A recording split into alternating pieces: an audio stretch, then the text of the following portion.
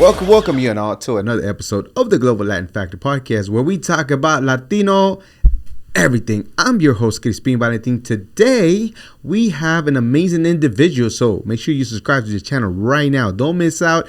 Great opportunity to listen to this story. Julio The Foodio does reviews on different businesses throughout the DFW restaurants. However, he has even more than that. That man has so much knowledge. It's incredible. And he shared all about that on our podcast today. And now to the episode.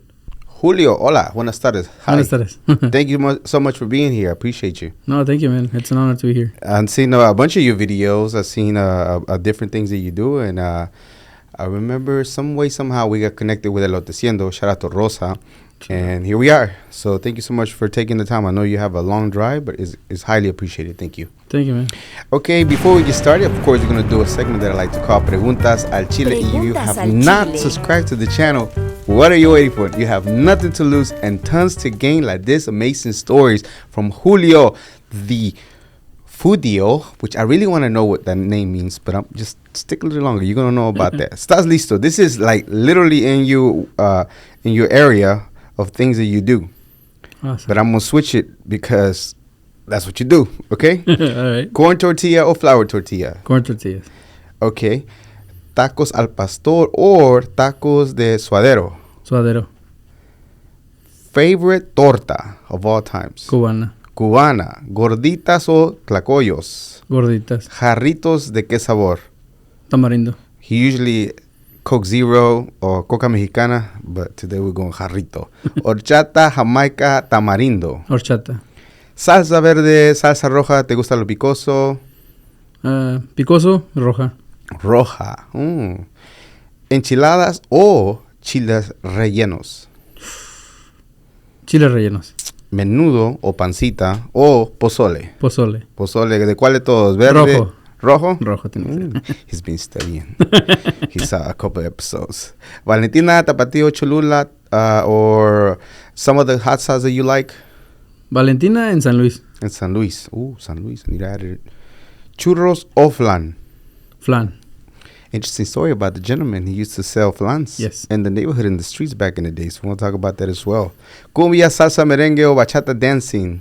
Cumbia sonidera. Sonidera. Beep, beep, beep, beep. Kind of tell you where he's from without even knowing. If you know how to pick it up, you know. If you know, you know. A conspiracy theory that when you heard one time, you're like, ooh, that could be true. Or that's got to be true. What could that be? It could be in anything your mind can think of. Damn, I can't think of something. Nothing? Not even from not this world, anything?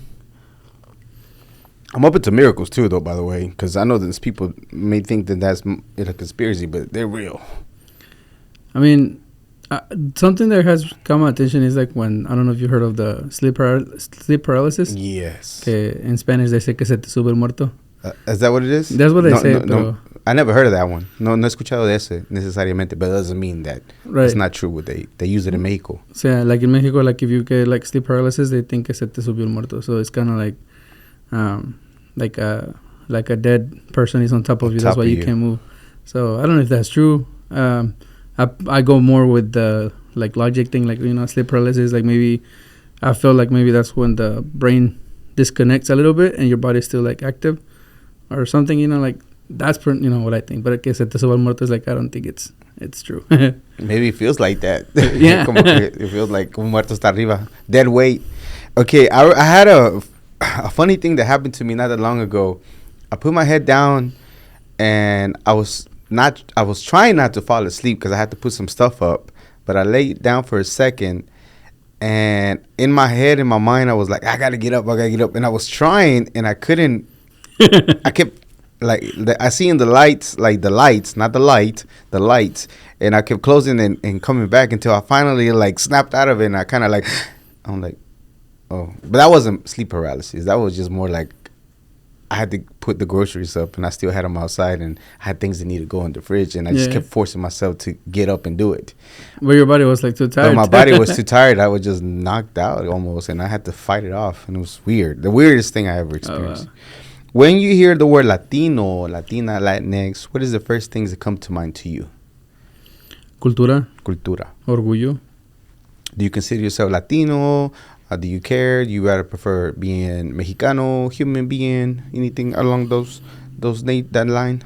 Latino, Mexicano. Sí. Chilango. Chilango. Ok, well, vamos a empezar un poquito de la entrevista. Sin querer queriendo ya dijiste de dónde eres. Eres chilango, de la Ciudad de México.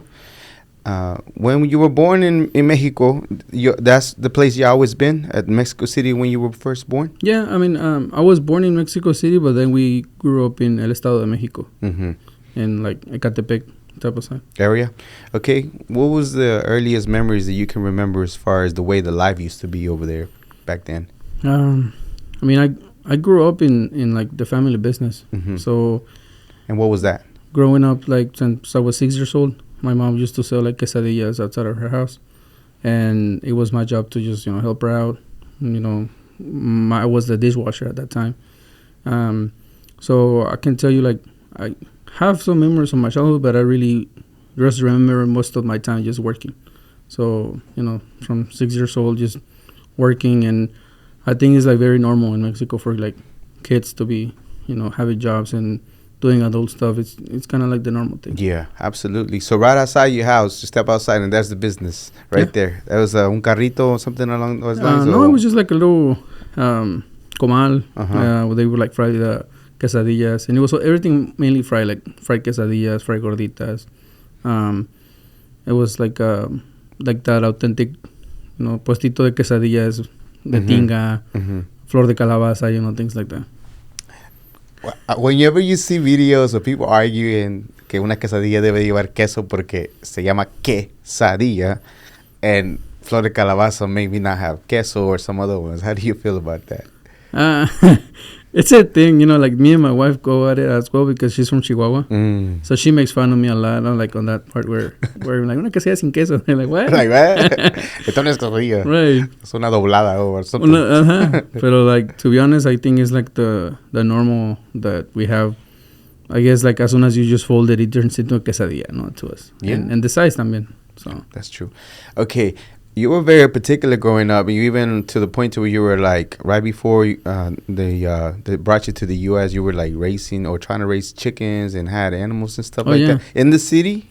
Yeah, so in like la terraza or where? In el Estado de Mexico, it's like very like it's surrounded by just like bunch of mountains, so it's not like it's like a city, Pero or especially where I'm from, Ecatepec de Morelos is like surrounded by mountains. So our house was like literally up the hill. ¿Ecatepec de qué? Ecatepec de Morelos. Yo soy del estado de Morelos. ¿Oh, de veras? Yeah. I'm from the estado de Morelos. To be exact, is Ecatepec de Morelos, Colonia La Esperanza. Like one towards San Andrés. Yeah, yo tengo familia del DF. My dad was born in el DF. A few tíos of mine have familia in the DF still to this day. That's cool, so I'm not too familiar with the routes and everything. They used to tell me, don't go to Tepito. And I don't go to Tepito. Tepito, sorry, brothers. I think everybody in the mama, they got this bad stigma about y'all. So, did you used to go to Tepito? Did anybody tell you not to go to Tepito? Yeah, I mean, it was like a thing where, because my aunt and my mom used to go to El Centro a lot to buy like clothes and stuff. My mom didn't sell it, but my aunt, she made a business out of it. But we used to go just to there so that she could get the prices that my aunt get. But it was like a thing to go to El Centro, and then sometimes we go to Tepito. And I actually do have a memory of one day, I think I was like 5 or 6 years old. We got on the bus, and then a bunch of like gang members got on, and they started stealing like people's bags and whatnot. Oh wow! So my aunt and my mom just started like putting like sus bolsas in my pants, and I was just sitting and I always been like chubby, so it was like yeah, like you can't touch me or nothing. I was just like looking at them, and they robbed everybody, and thankfully they didn't rob us. But that was like an experience that we got at Tepito because they got on the bus. See what I mean? That's why you don't go. That's why you don't go. That's why I don't go. Te quitan los calcetines y quitarte los zapatos and things like that. Okay, so back to the chicken thing. So you wanted to raise some chickens or whatever, or not necessarily? No, like I started liking them because in the area there was like an illegal palenque that they were doing. Gotcha. And one day I was walking from school to my house, and I walked like right next to the palenque, and they had like on the trash there was like live chickens that they would just hurt. Yeah. So I started taking them home, and I don't know if you remember the toques de violeta. Sí. So I would like literally cure the chickens just with that, and just like pon una venda, bend them, you know. ¿Qué era la violeta, bro? Now I'm starting to remember. Well, I remember using it all the time para curarte, right? Like cuts and stuff. It's like a healing medicine. From a flower, right? Yeah. From la violeta. Yeah, and that's how I used to heal them. Like, so like I started with a rooster, and then one day I was walking by, and like in the same place there was like a rooster loose, and she followed me home, so I took her, and then from there I started like raising like gallos and gallinas from the palenque. So you were rescuing chickens. They were left for dead in trash because I don't know if you know this, but like rooster fighting, they go in there and one of them doesn't make it anymore. They tie knives on them, and then one of them doesn't make it. They die or almost dead. So no, even if they just get hurt from the leg, they're not used anymore, and they throw them to the trash. Like. So how long did you do that for? Did you remember how long you were doing that for? I started doing since I was like 7. Oh, wow. And I kept going through like I was 10 by the time that we... actually, no, it was like 12-ish, I was like right? 11, 12-ish. Mm-hmm. So I got at one point in the colonia, that was like my house, that was the loudest because I had... Especially in the morning time, bro. Oh, si uno está destanteado, like in the middle of the night, empiezan... Yeah. We had... It was a total of 19 roosters. Wow. That were by themselves. Like they were like ready to fight. It got to a point where like they were buying chickens from me because they would grow, like the little chicks would grow and they would buy chickens from me, roosters from me. So I had about 20. It was about 20 of them, and then I had like 6 sementales with like 8 chickens each.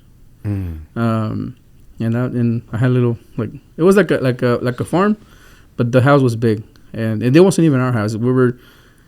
I said we were renting, but we weren't actually renting. We had the opportunity of living at that house for free. Oh, wow. Because the lady moved to Oklahoma, and she just needed somebody to take care of the house. House it. So we were just taking care of the house, and I pretty much made it like it was mine. Well, you raised them on the terraza, or do you have a little back area? Or we had like a front area that was like, the front yard was pretty big. Uh-huh. So I had like a little space where I had them and everything. Now, when you said people were going to you to buy them, was that in the purpose of because to go back to fighting or to, a meal? Because there's food. It was honestly mainly just for like pets. Because the ways I was raising them, literally people knew me because of my gallos. Because I had one of them in particular, Claudio. He wasn't like a fighting rooster. He was just a huge 4-kilo rooster. Wow. I think he was like, because I got him already as an adult. So he was like 7 years old. ¿Era de los americanos o los mexicanos? You know how they got like this type of rooster? No, the Mexicano ones. Americano ones. No, this one was like un color like, I would say like atigrado, like manchado, like with the orange and black. That's cool. Huge. And he would just walk with me everywhere. Yeah. Everywhere. So at 12 years old, you got your life over there established. You didn't even want to come here. All of a sudden your mom said, we're gonna have to go. We got to leave. Do you know, did they ever tell you the reason why they had to, like, somewhat abruptly leave Mexico and make their way to the U.S.? It was honestly an opportunity that my mom didn't want to miss. I got you. My dad was here, and then he was living in San Antonio and had just moved to Dallas because my uncle, who is my mom's brother, and his wife, they were living here. So they helped them get an apartment and everything. And from one day to another, my mom she was on the phone with my uncle because he was telling them, hey, I'm going to bring my kids over here because his kids were leaving over there. There's my cousins. Like, hey, they're going to be coming over here. You guys want to come?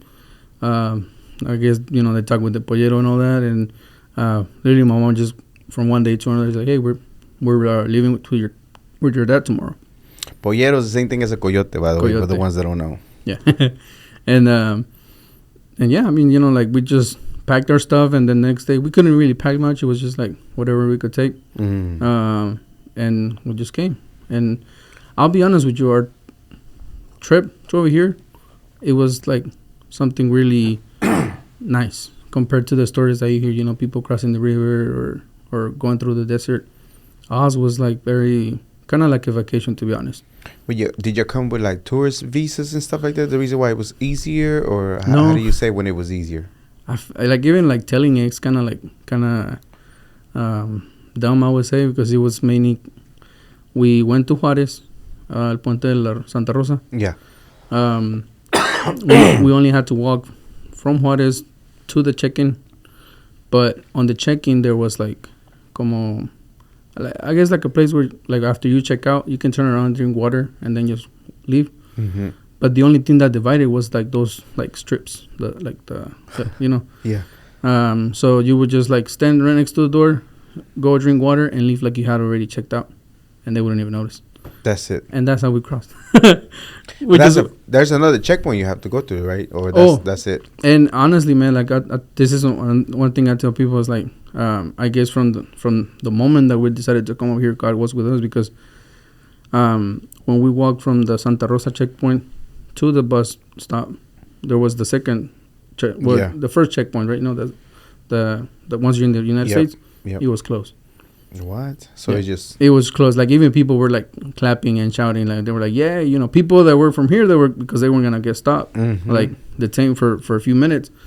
And of course, people like us that were coming like that, you know, they were shouting like, you know, cool. Like we just passed. It was closed. It was something unheard of. Like I was wow. So believe in miracles, I tell you, man. Yeah. It happens. Okay, so y'all come all the way to Dallas area? Is that where you started going to school and being raised and everything? Park Lane, dicen por ahí, el barrio.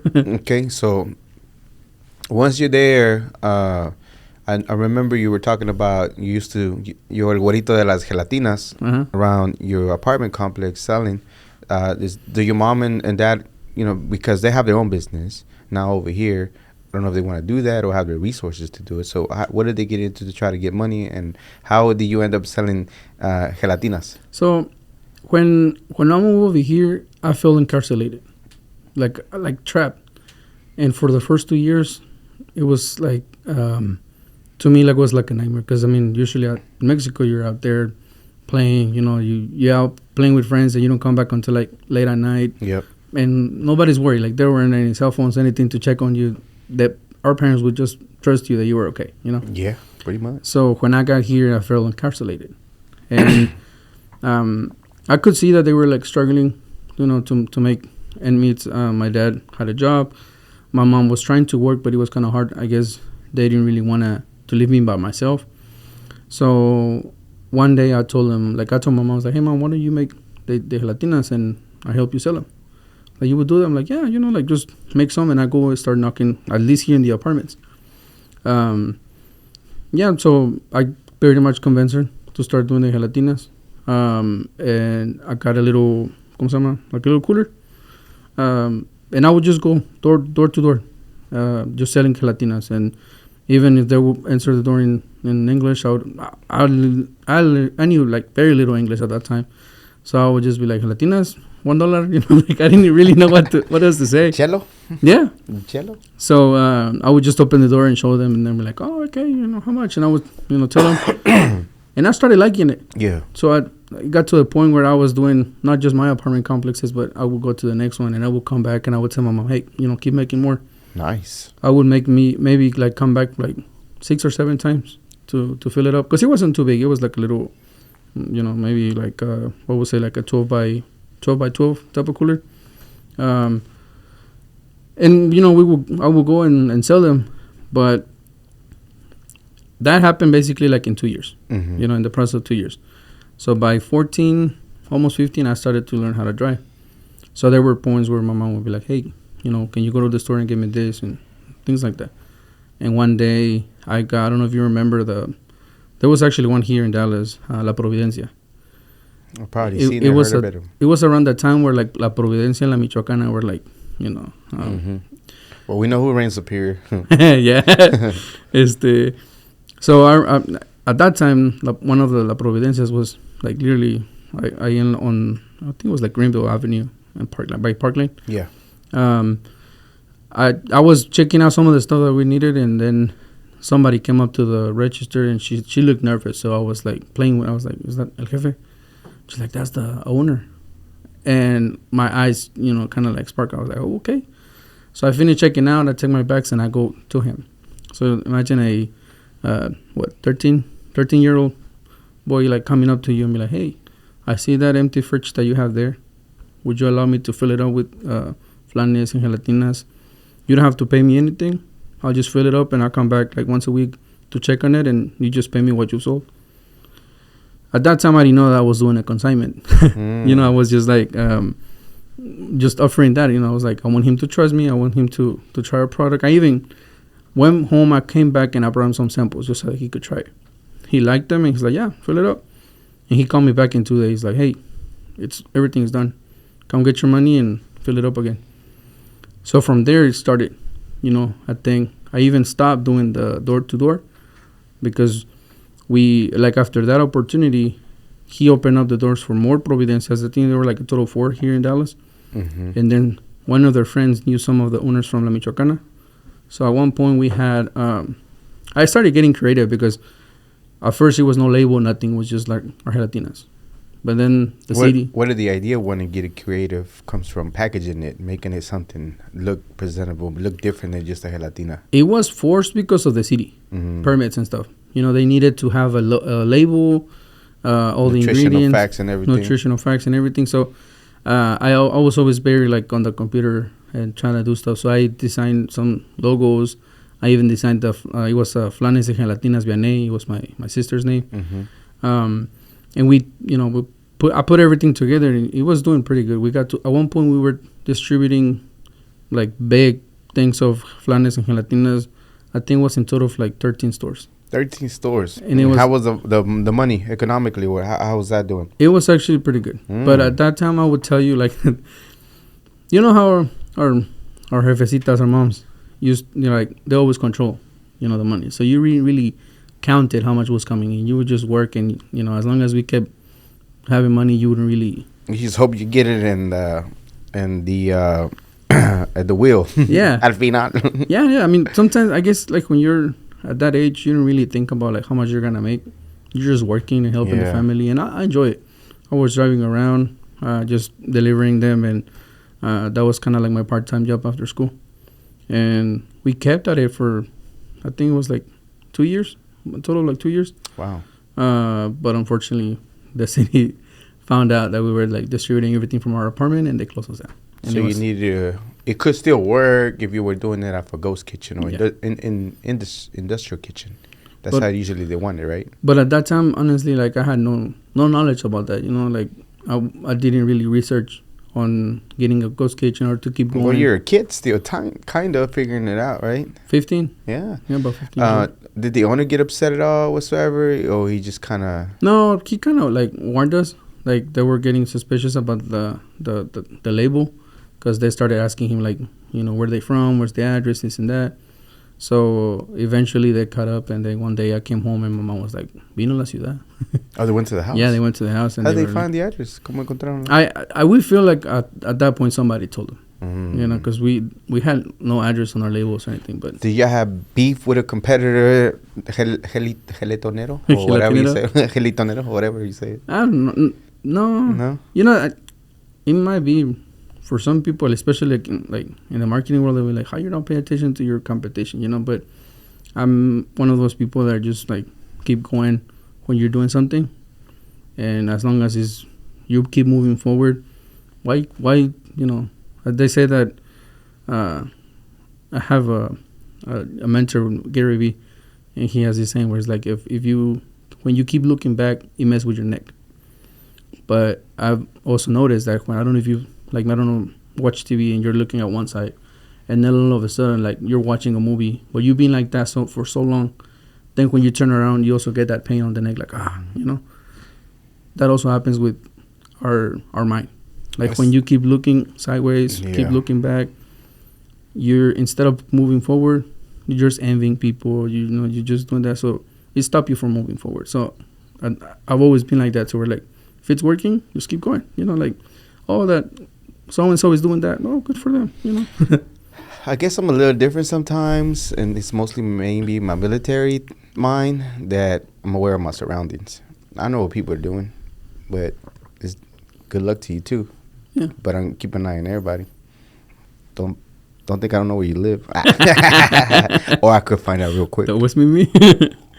No, sí, también. Yeah. I mean, everything's online for me, but still, I just want to see who's doing what and who's throwing little things. I'm like, oh, okay, cool. Good for you.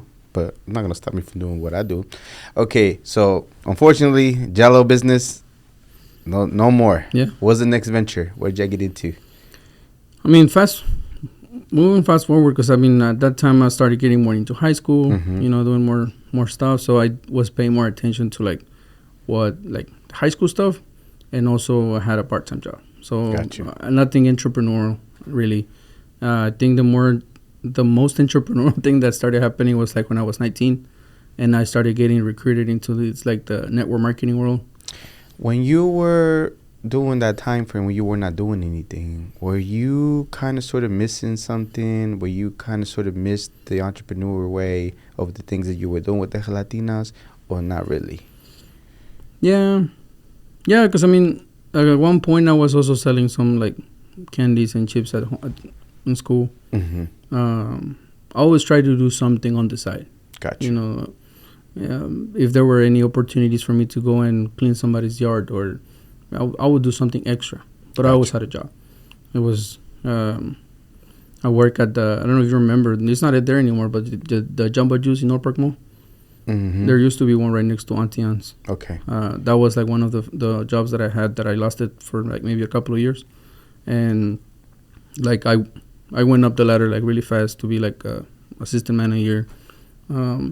I also worked for another place called Burger House. I don't know if you know them. That sounds familiar. In the Cliff, right? Or no. One of them is on Lovers Lane. Okay. And the other one's like by Hillcrest. I've probably seen it before. Yeah, to be honest. Really cool burgers. I wasn't too much of a foodie exploring around when I was eating meat. I don't eat any meat anymore, but they look familiar. Okay, 19 years old, multi-marketing. How did that happen? I mean, if you want to tell the story about the company, you can. But I don't know I don't know if your status was correctly for you to be able to do even the business at that time. Whatever business you were doing. I was introduced to the network marketing industry through the Organo Gold type of business, the coffee business. It was like the healthy business, and my mom was the one that invited me to a meeting, and the flyer said, make money while you drink coffee. And I made fun of her. I was like, really, Mom? Like, how is this going to happen? Okay. She took me to a meeting, and after the meeting, I was so excited. I wanted to, like do stuff and recruit everybody. And I did pretty good. I mean, I think at one point I got to be like on the third rank of the company. But you always had to have inventory, right? And buy your own products with the coffee? Not necessarily. How did that work for that one? Yeah, you buy your packages and you start. It was kind of weird because you had to buy these packages, but the system that they put in your money was to give it away, like for samples and stuff. And that's how you recruit people so that they buy their own stuff and their own coffee. Was there something addictive in the coffee that people just wanted to join? It was, supposedly it was a healthy coffee. At that time, it was like when the...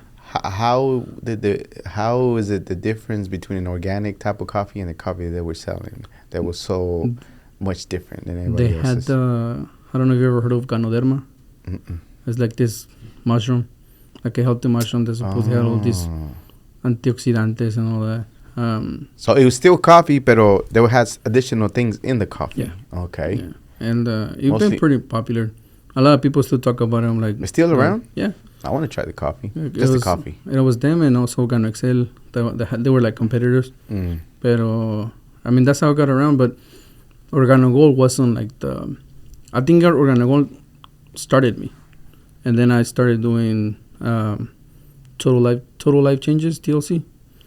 And on that one, I did pretty good on that one because I was more online. So during that time, I was like exploring, trying to be a YouTuber.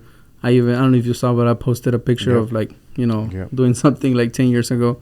And I was in that, trying to do something online. So when I switched companies, I went all at it, and I recruited, I think, like personally, like 337 people. Oh, nice. But I opened up like markets. Like I opened up Colombia, Ecuador, Guatemala, like people that I recruited through online.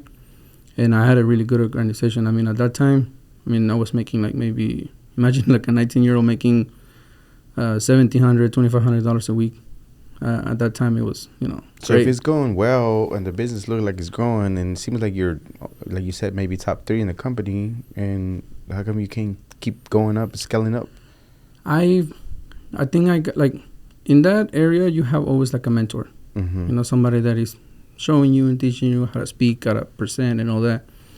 But at that time, I remember that my mentor had got into like a argument with the owner of the company that we were with, and he moved companies, and he took me with him. But when we went to the other company, it was under a contract, and he was getting paid like $20,000 a month. I was getting paid like $10,000 a month without doing nothing.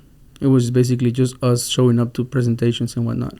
But sound like a good gig. Yeah, but at that time I didn't really know it was like my values, but I didn't feel right. Something in me kept looking at those people that were there, because I would ask them, like, how long have you been here? And they were like, oh, I've been doing this business for like 10 years. And how much are you making? And they would be like, maybe about $500 to about $1,000 a month. And I would feel bad. I'm like, man, I'm over here making $10,000. I didn't do nothing, you know. And did you not do nothing, or the experience you have gotten from raising those 300 people at one time, that even though now you changed companies, they still have to do their grind to get to that spot where you're at? Yeah, but the idea with the contract, it was for them to, for me to bring all my team over. And I guess I didn't like that. You know, kind of like, to me, it was kind of like cross-recruiting. Got you. And I didn't feel like it was right. Like, I already had sold them my dream over there, and then, oh, now come over here. So and never mind. Forget that dream over there. Come over here. And that's one of the things that I started noticing, not just with me. Got you. But with all these leaders. You know, like every 2-3 years, they're changing companies, and this is the one. And then 2-3 years later, this is the one. I think up to a certain point, it's just like any other business, right? Because there's always structure within the business. It's a business model too at the end of the day. So they done the way it need to be, without the way it should be, with some integrity and things like that. It could work for people, because people made a difference on it, as long as they got some values behind it. But when you're doing it just to get ahead, and all of a sudden, you know, like, and go to the next one, then it's just not for you. Right. Like, at that time, you may be the problem, not necessarily the company or the itself. You know, don't get me wrong. There's out there some actual pyramid schemes and MLMs that really are about, you know, just not just nothing, the money, just the money itself, and not necessarily contributing to society. And those are the ones that are like, do I really want to partake? Anyway, so 10,000 after a while, it's not for you. You're not feeling it. Where's the next move for you? Well, in that time, I kind of like moved away from all that. And what was the biggest lesson that you learned doing that type of business at all, at least? Because apparently you got really good. I mean, recruiting 300 people into doing some kind of business, that's really good. I guess I like the model of the business that is helping other people. Gotcha. And that's something that I really like. What I didn't like, it was like the leadership that kept, you know, like moving people around, this and that. And some people try to say that you can change your vehicle, but you don't change your goal. But I think they demonize that to a point where people were getting just tired of it. Yeah. You know, true, I mean, you can do it, you know, I mean, and it's normal when you do it, because it happens to any entrepreneur. You know, like I personally, you could see like different businesses, ventures that I did. And of course, you know, you're changing the vehicle, changing different businesses. You're not changing the goal. But it's not the same when you're just doing that from a company that is not even yours. Gotcha. At the end of the day, you do something wrong, they'll just take your check away, your organization away, and, you know, it's not your company. Yeah. So they keep selling this dream of be your own boss, but it's never your company. Yeah. You know, yeah. and at the end of the day. At the end of the day, as long as on the LLC or the corporation doesn't have your name, it's not yours. True that. Okay, so leave that. After that, once again, what's the next venture? What did you move into after that? Well, at that time, I met my wife. She was pregnant of my first kid. I was 21, about to be 22 at that time. And it kind of hit me in that time because I was still trying to do like different businesses. I got into Forex. I got into drop shipping. What's Forex? Like the exchange of currency. Okay. And, you know, like kind of like the stock market, but it was like a very... Just for currency. Right. Okay. And, but I wasn't really making money. I was just kind of like trying to do something. right? And it kind of hit me. I was like, man, my child is about to be born. I'm not really doing nothing. So it kind of hit me on the face with that kind of like, you have to grow up and do something. You know, you have a family now. Mm-hmm. So very humbly, I went to my dad and I was like, hey, Dad, give me a job. He was working construction at that time. And he would go to like the new apartment complexes, buildings, and he would always do drywall. So I didn't really know much of the trade, but I learned pretty fast. Mm-hmm. And he kind of like helped me out getting his team and started like doing something. And at one point I noticed that sometimes they would take advantage of him for the money. You know, like sometimes they would pay you would get paid every week, but it was always like a week behind. And I remember one day I went with one of the contractors that he was with. We know that we were missing one day that week. Right. But we knew that our check this week was going to be complete. And the next one was going to be without the day that we missed. Mm-hmm. And that day that we went to get our check, they gave us our last check with the day missing. And I was like, wait, no, we still have another check. This is supposed to be the next week. Or because there's always one check behind. Right. Mm-hmm. And they were trying to play like, no. And I didn't like that, you know, like I always been very like, when people would try to take advantage of something, I would always kind of like infuriate and dig really fast. So the contractor thought that I wasn't going to go around him. And I went directly to the offices where we get the checks. I searched up the company, I got the address, and we went all the way over there. And I told him, I was like, look, I got to one point where I was trying to tell him, like, look, we are missing a week. Was he taking the week? I think he was taking a week. He was taking the week. So at the end of the day, I was able to get our money, you know, and my dad was like, damn, you know, cool. I was just going to be like, okay, whatever, and move to the next one. And I was like, no, that's how people take advantage of you. You don't, you know, like. Yeah, you give them a door and they just. Yeah. Ya sabe que te dejas. At this point, I'm pretty sure they still remember, because I remember on the phone talking to, like, I think it was one of the owners. No, but the accounting team, I was like, do you want me to go and teach your accounting team basic math? Like, clearly, I was so mad. I was like, you know, I know we're missing so a you week. got away with words when you're spicy. Yeah. That's cool. Okay, so construction's next. Then after that, when does Doña Yaki come around? It's in Waxahachie. I don't know if y'all move over there or the opportunity, because you started with snacks first, yeah, and then it grew to a full-blown restaurant. So how did that venture come about, or is that something else before you get to that point? So with that construction job that we had, I encouraged my dad to start our own. Mm-hmm. And I went and I created a website. Nice. Found at that time I didn't really know much about LLCs, so I only knew about go and register a DBA. How did you learn how to do a website? YouTube University. I tell people, it's like everything that I learned how to do was through YouTube. I built them a website, and I even got creative with it. I was like, it wasn't really popular, but one of the things that I did to my website, it was having like a booking link, so people can schedule me when they wanted me to go and do an estimate. Mm-hmm. And I noticed that I was able to close deals faster, because they would just book me. I would call them and say, hey, I'm going to see you tomorrow at that time. Yeah, okay, great. I would show up, and they would tell me, like, dude, it was so cool, I didn't even have to call you. I called like 3 different people, and they wouldn't answer the phone. Went to your website, book you call me, and you're here. I'm like, yeah, you know, I will go run, do the estimate, and he will give me the job. Why? Just because I made it easier for him. So we did that business for a while. But unfortunately, in that time, you kind of see like the true colors even in your family. And I remember at that time, I felt like I was like the cash cow of my parents, because I did everything with, like, I pretty much run the business. My dad was the one with the experience, but we kept going up on the jobs, getting bigger jobs all the time. At one point, I remember we got an apartment complex that they needed us to go fix all the drywall repairs, because they had switched all of the new AC units to all of their apartments. It was like 138 apartments. So all of them had to be repaired around wherever they moved their new. And most of them were like occupied.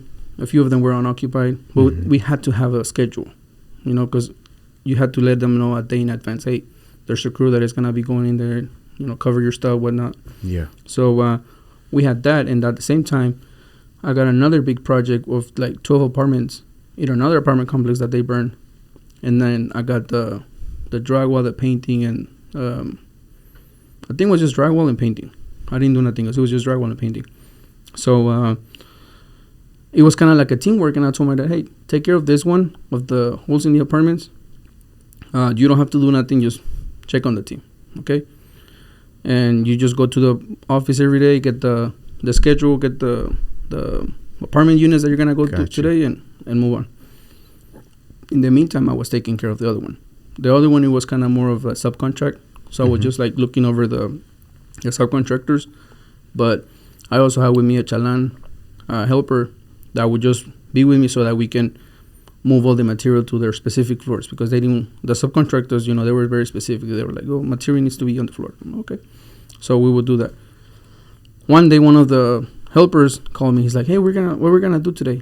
I'm like, talk to my dad. You know, he has his schedule. I'm not really sure what's going on over there. It's like, dude, your dad haven't been here for the past 5 days. I'm like, what do you mean? No. So what have you been doing? It's like, oh, I just go to the office and tell me, but it's closed right now. It was a Saturday. I was like, oh, no, my dad was supposed to get that list Friday so that Yaki could still go Saturday. And I called my dad, and my dad had that mentality of like, well, I'm the owner. I decide if I want to work or not. I decide if I want to show up or not. And at that time, it was like so much work that we had, and when I noticed that, that he kind of like, I felt like, you know, I was doing all the work, and that mentality, when it's a family business, it's teamwork, you know, but when you having that, like, you know, even he would get mad, like, for example, I would tell my clients, hey, we'll be there tomorrow at 8. And I felt so ashamed that we were barely leaving the house at 8. You know, when we're like, no. What do you think he picked up that mentality as far as, because sometimes a lot of people, many people would say that doing business with family is just not the way to go, because it's just money, everything gets involved, whether you have a great relationship. If you want to mess it up, getting business, then most likely it will be out the window, right? So when you start realizing that, it makes me think whenever people get in positions like managers, que son bien feos, like super bad, treat your people bad. They talk. I'm not saying your dad was in that mentality, but that entitled type of vibe they get, because now son los meros son de jefes, and now everybody has to listen to them, and they do whenever they want to, however they want to. Cuando se le bajen los regalados, ya sabes. You know, it's a mess, because at that point, I honestly, like, we had a really good thing going on. I even had friends that were like, dude, you should have kept it on your own, you know, because we had something going on.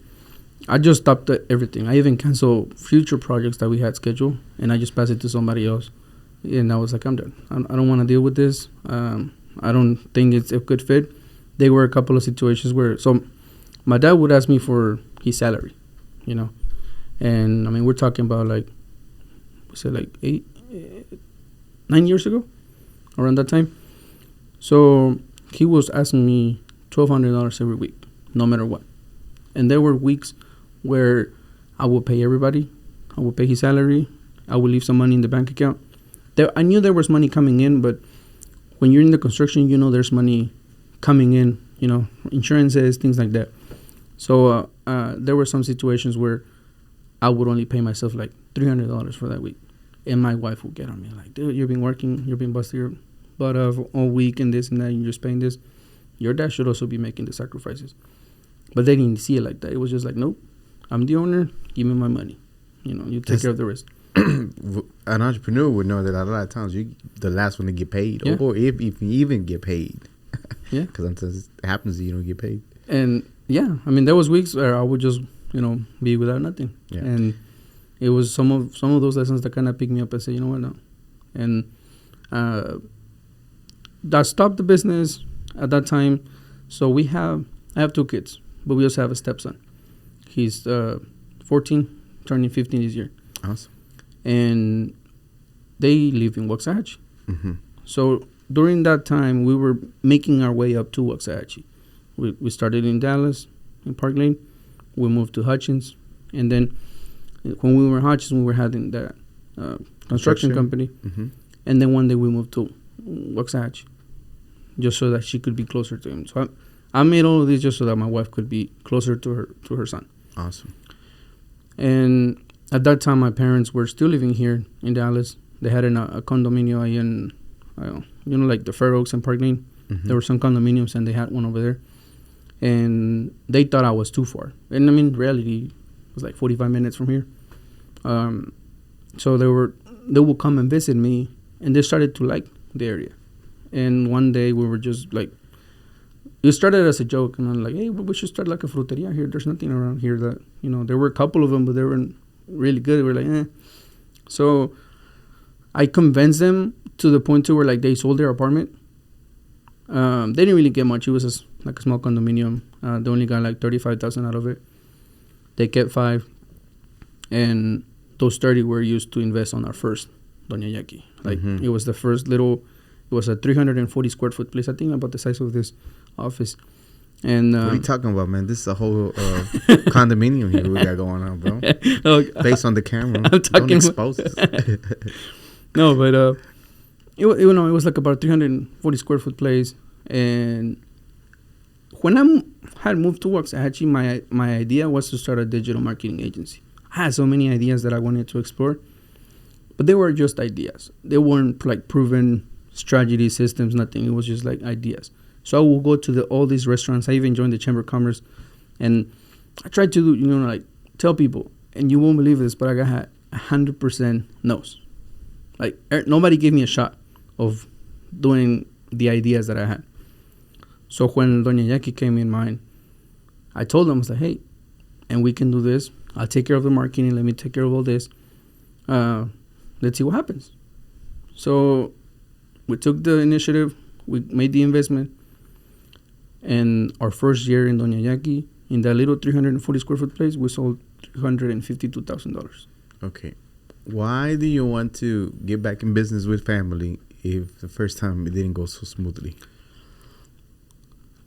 So I come from a background, like in Mexico, I don't have nothing. I don't have el rancho, I don't have tierras, I don't have nothing, right? If I get deported right now and they send me back to Mexico City, I have nothing to go to. There's no family, nothing. Well, there is family, but I'm saying like propiedades, like houses. Somewhere to go to. Somewhere to go to. And I always kind of saw the opportunity to help my parents have something of their own. So when it came to Doña Yaki, especially that it was going to be it was only talk. It wasn't really on paper. It was more like we do this and 10% is yours. And so I had that, but to me 10%, it wasn't a lot. But I knew that if I kept working, do something great, 10% could be huge. Why? Because I look at, for example, what's his name? Jeff Bezos. He's only owner for like 2.something% of Amazon, and he's like a trillionaire. That's the ambition that I had. I saw what that's like. So they told me 10%. I was like, all right, I'm down. When wanting to do that, I talked to them. I told them, I was like, look, this is my past experiences. Like, we're gonna do this. We're gonna do this, right? Yeah. They were excited and everything. Even there, through that, I went through a couple of stages with my dad where he would just be really upset because I always wanted to be there, like, on time before we open. And there would be times where he would be like, like, why are you always trying to do this? It's my business. I should decide when I want to open, when I don't, this and that. I still want to curious about where your dad gets the mentality of I don't know, being that way. It's a prideful thing. And he was one of those guys that every time he would be upset, he would tell you stuff like, in this case, he would tell me in front of my wife sometimes. ¿Le sale lo español? Yeah. And to the point where he would be like, and I'm going to say this in Spanish, pero claro. En sus palabras decían, ustedes son unos jodidos, no tienen nada, todo lo que tienen es por mí. Todo, just because he was the one with the experience, or because in this case he did have experience on like sus aguas, and people knew that the recipes with the reposteria, with the flanes and all that, they were good. My dad has a story of, don't know if you know el Río Grande. Yeah. ¿Cómo se llama el otro? There's el Río Grande and there's the other one. I know Rio Grande. I can't even think of the other one, but sure. Yes, es que tiene que ver. There, like inside those stores, there was something called La Palapa. He was the one that opened up those palapas to both stores. Oh, wow. And he started everything. So all his aguas and everything, it was like there. Wow. So I knew that he had that potential. And he had always had the mentality that, oh, one day somebody's going to see my skills and they're going to help me.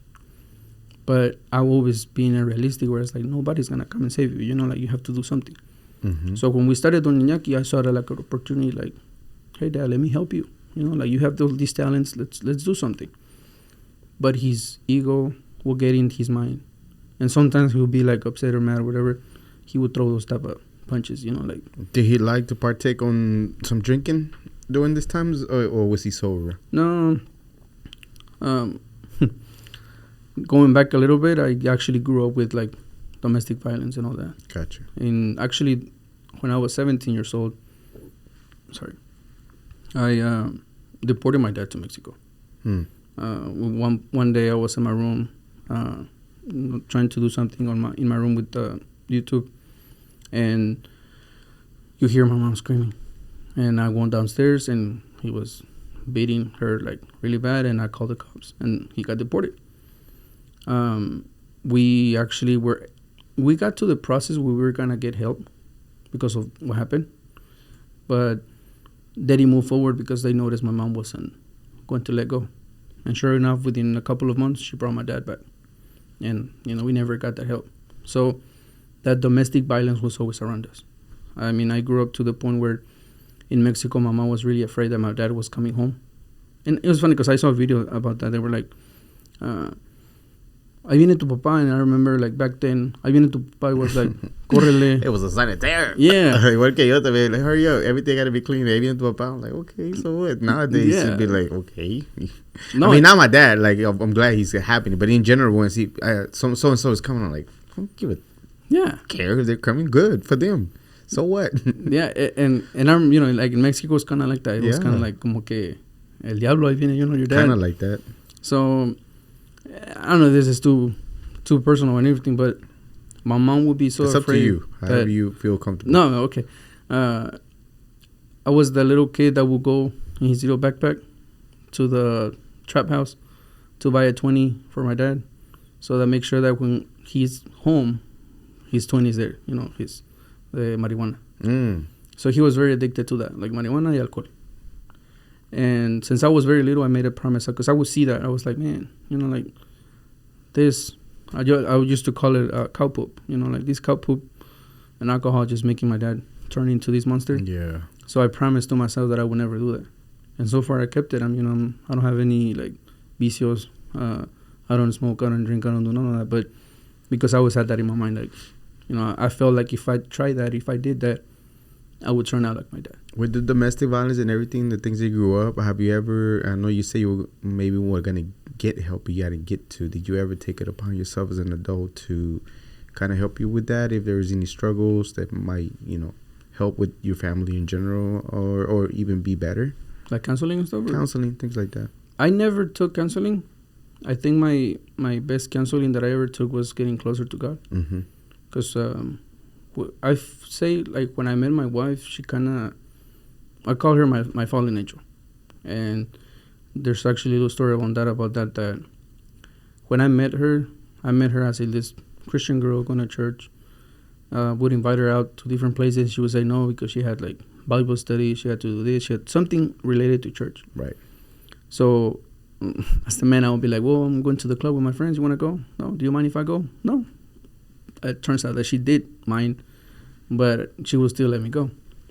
She invited me to her church a few times, and it was different. I mean, I grew up in the Catholic church. Of course. I would just go to church, like quinceañeras, bodas, you know, like 12 de diciembre. Right. Ceniza. Miércoles ceniza. So I didn't really know. So she kept always talking about this relationship with God. But I was like, what do you mean? You know? I would go to her church, and it was different. I was like, oh, there's no padrecito. There's just a guy speaking in front. Okay. I started getting introduced into, like, pastores and the Christian environment. And one day I was out in the club with my friends, and I felt kind of, like, empty. The beer wasn't tasting, like, it was bad. I was just looking around, and everything was, like, moving in slow motion. I was like, you know what? I don't feel good. I left that day. My friends even got mad. They were like, dude, we're going to a strip club after this. I'm like, no. I went home, and you're not going to believe this, but as soon as I got home, I just started crying. Like, I don't know where. I kept thinking about my girlfriend at that time, my girlfriend at that time. And I kept saying, like, dude, I've always been asking God for a good woman. And now that I have one, I'm not even being there for her, you know? I fell asleep on the floor, woke up the next day, and I went to her house. And I was like, hey, I'm sorry. You keep talking about this relationship with God. I really don't know what you're talking about, but it seems like you're happy. I want to feel that happiness that you feel, and I think I can only be happy if I'm with you. So if you're willing to teach me, I'm down to learn. She cried, she hugged me, and she was like, man, I can't believe this. I'm like, what do you mean? It's like, look, I was going to call you last night to break up with you. I'm like, what? She's like, yeah, my pastors have been pushing me to break up with you because you weren't good for me.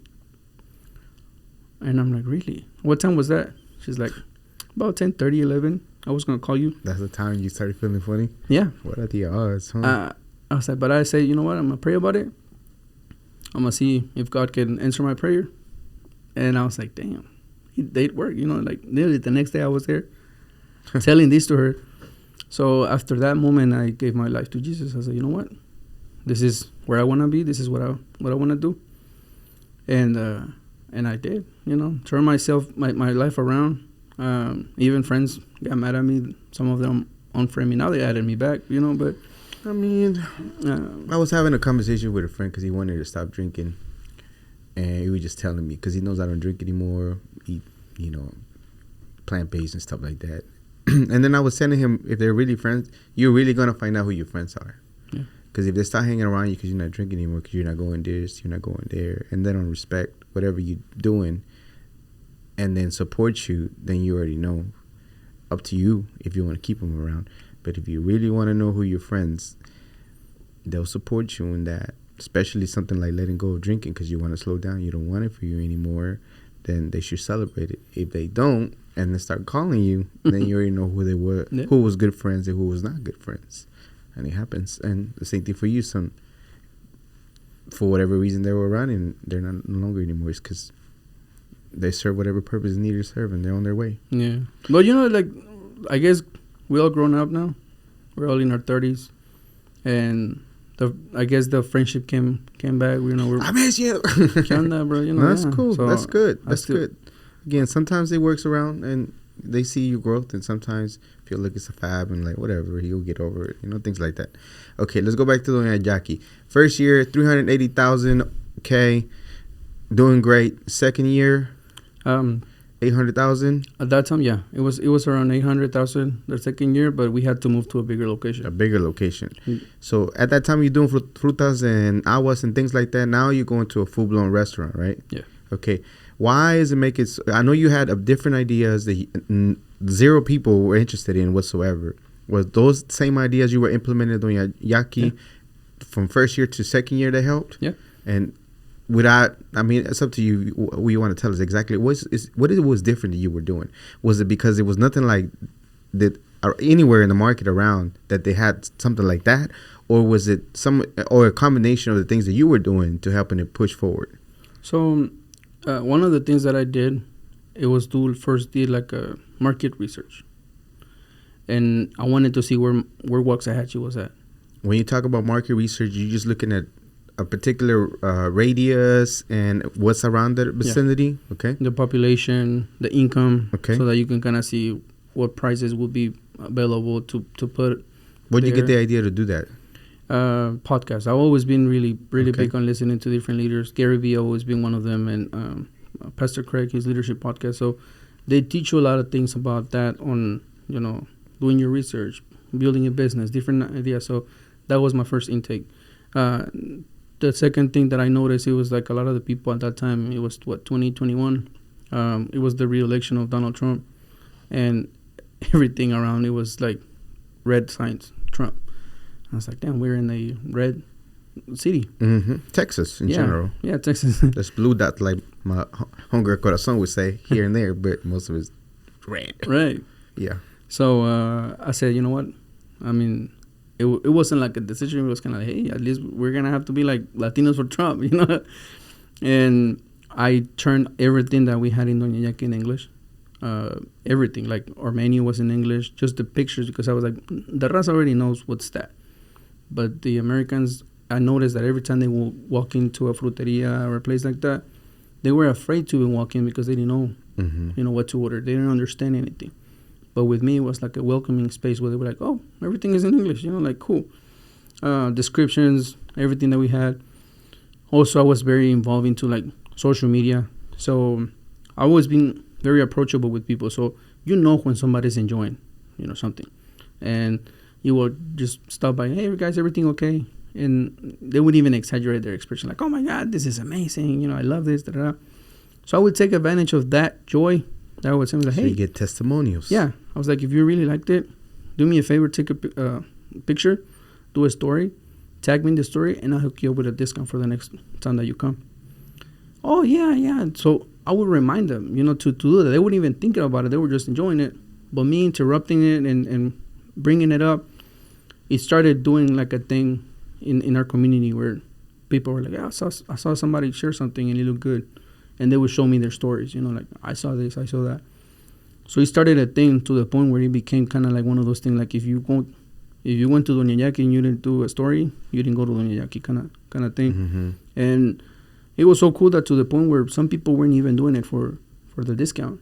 It got like a routine. You go like, hey, I'm here, Doña Yaki, and started being like we were going viral in the community, So that was one of the things that I implemented, and it was a free strategy that I thought about it. I don't mind sharing it. When you said that in the beginning, that's not even my idea. I took that from a Shopify store. It was like a little plugin that says screenshot what you want to buy, share a story, tag us, and we'll send you a 10% coupon. Same thing. I took it. I was like, hey, I'm going to do that in the food industry. So I applied that, and then I also started messing with the ads. And that's a big thing. And I ask you, like, for example, when was the last time you opened up Facebook and you saw an ad from one of the local businesses that, that you see, like, oh, mira la taquería de la esquina? It's kind of hard these days because I was talking to another podcast. She did a presentation. They got like media blackout type of thing that he was talking about. And this bigger brand buy so much of it that it's kind of hard for you to see the smaller ones. Here and there, very rare do you get to see it. But among all the businesses locally small, rare. Yeah. And what we see is mainly what they keep posting or somebody shared. Mm-hmm. But like when I mean like a sponsored ad or something, it's rare because compared to the big dollar that these companies are putting into the smaller budget or even very, very small budget that a business has, right? $20, $30, $100 is not even compared.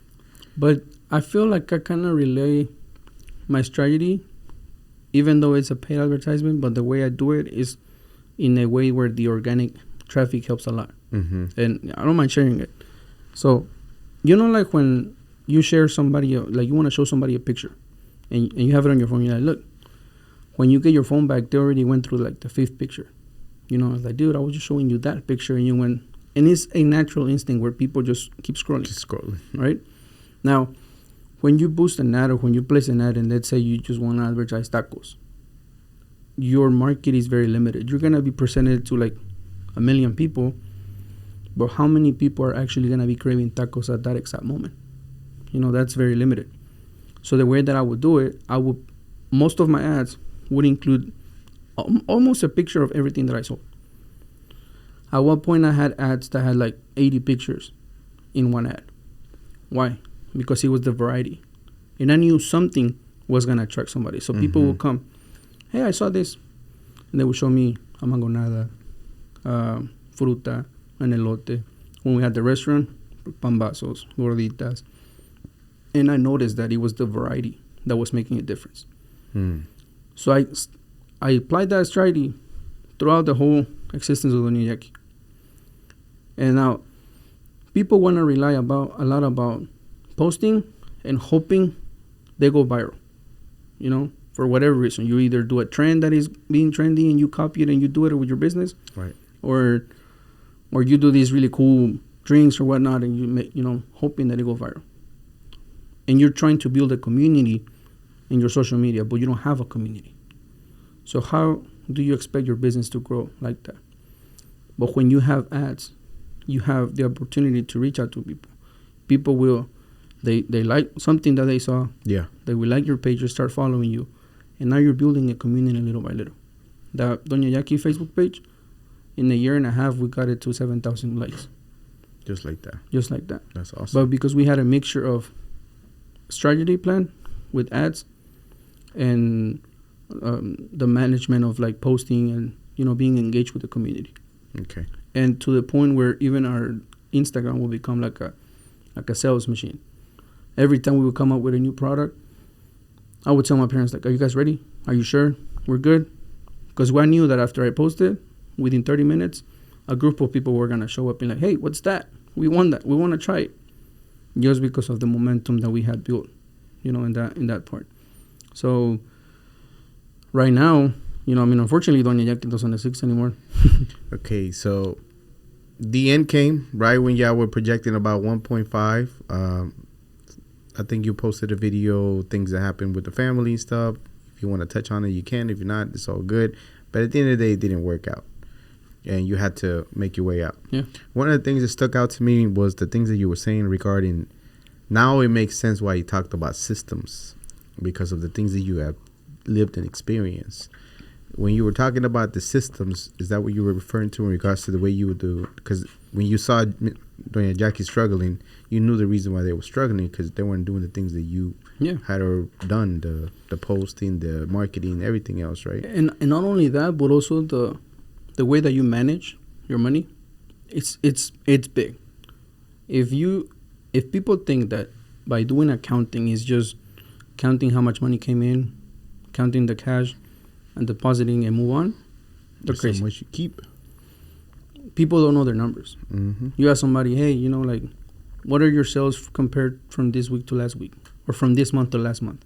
And they have no idea. They don't know, because they don't keep up to their numbers. So what I was doing with Doña Yaki, besides the marketing, I was also implementing a system where every day, at the end of the day, which that's actually the book that came in mind.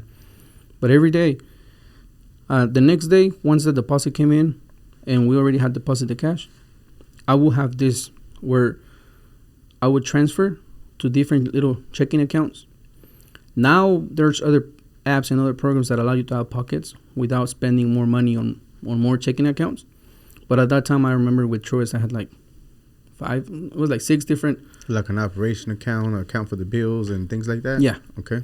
So every day from the account that all the money came in, I would divide 10% for bills, which it was the rent, the electricity, the gas, and the water. So you were implementing a budget. A budget. Okay. And then from that, 15% profit, 30% labor, 40% cost of goods, 5% marketing. And I had that system to do that every day. And I implemented it not in the beginning. It was kind of the time where I noticed that my parents would be overspending. They would buy this much of products and this and that, and they were like, hey, we still have some left, and some of it will go bad. So that's, you know, money that goes to waste. Lost. Mm-hmm. Yeah. So I started controlling that area where they thought that I was over controlling it. And they always kept saying this, like, dude, we're the owners. You don't have to control our money. We know what to do. I'm just like, no. Like, you only have a budget to, you know, for cost of goods, but I need more money. Did like, they ever saw that? Did they ever see that that's the way that it needed to be done, instead of like, I'm the owner, I need to buy this or that, but you don't need it? Ever? I always try to, you know, like, I don't know if it has happened to you where, like, one of your kids tells you, Dad, do you know this, this, and that? And you're like, yeah, I told you. But they didn't listen to you.